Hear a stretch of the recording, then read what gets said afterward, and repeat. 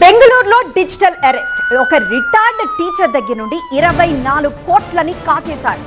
74 ఏళ్ల Lakshmi రామమూర్తిని digital arrest పేరిట బురిడి కొట్టించింది ముఠా. సిబిఐ ఈడీ అధికారులమంటూ భయపెట్టి 26 లావాదేవీలతో 24 కోట్లు నొక్కేశారు కేటుగాళ్లు. మరింత సొమ్ము కోసం కిలో 30 బంగారం తాకట్టు పెట్టేందుకు వెళ్లగా బ్యాంక్ మేనేజర్ గుర్తించారు. బాధితురాలి భయాన్ని గమనించి ప్రశ్నించడంతో ఈ భారీ సైబర్ కుంభకోణం వెలుగులోకి వచ్చింది. బ్యాంక్ మేనేజర్ చొరవతో వెలుగులోకి వచ్చింది స్కామ్. సిసిబి సైబర్ పోలీసులకు ఫిర్యాదు చేశారు. దీంతో రంగంలోకి దిగి 3 కోట్ల బదిలీని కర్ణాటక సైబర్ కమాండ్ యూనిట్ ఆపింది.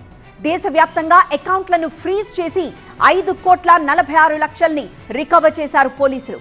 తమిళనాడు, ముంబై, గుజరాత్, ఢిల్లీ, బీహార్లకు చెందిన 6 సైబర్ నేరగాళ్లను కూడా అరెస్ట్ చేశారు. ఢిల్లీ, ముంబైకి చెందిన 2 ప్రధాన నిందితులతో పాటు 3 అనుచరులను అరెస్ట్ చేశారు. నిందితుల అకౌంట్ల నుంచి 60 లక్షల్ని జప్తు చేసి మరో 22 ఖాతాలపై పోలీసులు నిఘా పెంచారు.